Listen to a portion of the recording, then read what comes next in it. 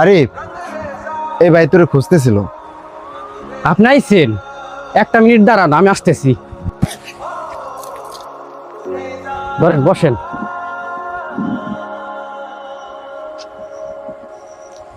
এই লোকটা কি আপনার কাছের কেউ? হ, এটা আমার আবু তো ভাই, সমস্যা নাই। তাইলে ঠিক আছে, সময় নষ্ট না কইরা আপনি আপনার ওষুধ বুঝে লন। কিসের ওষুধ রে? ভাই দেখি অসুস্থ হয়েছে। ঘরের কেউ অসুস্থ হয় নাই, গরু দুইটার ফুলানোর জন্য গরুর ইঞ্জেকশন দিতে হবে। কি কর তুই? গরু দুটো ফোলানোর জন্য ইঞ্জেকশন দিবি? হ, এতে আমার অনেক টাকা লাভ হইব। সাইডে আয়। ভাই তুই গরু দুইটা ছোট থেকে বড় করছিস অনেক কষ্ট করে, ভেজাল ছাড়া। এখন করে টাকা লাভের জন্য তুই ইঞ্জেকশন দিবি?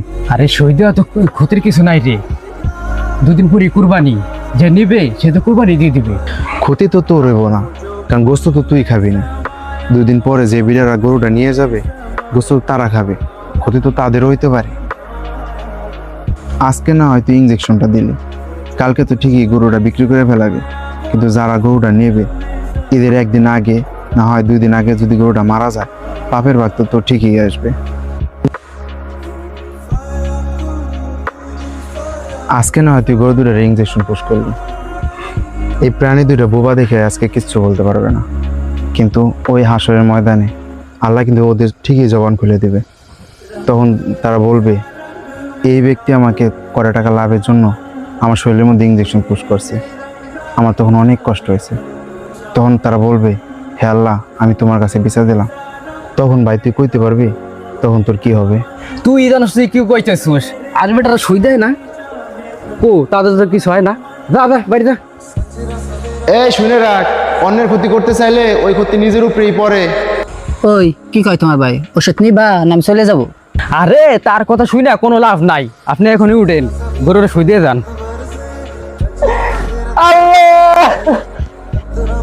আমি না হয় 2 টাকার লোভ করছিলাম, আল্লাহ তাই বলে তুমি আমার নিঃস্ব করে দিলা।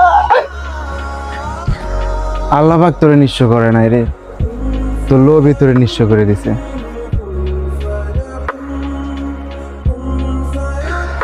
বলছিলাম না, অন্যের ক্ষতি করতে চাইলে ওই ক্ষতি নিজেরই হয়। আল্লাহ পাক ছাড় দেয় কিন্তু ছেড়ে দেয় না।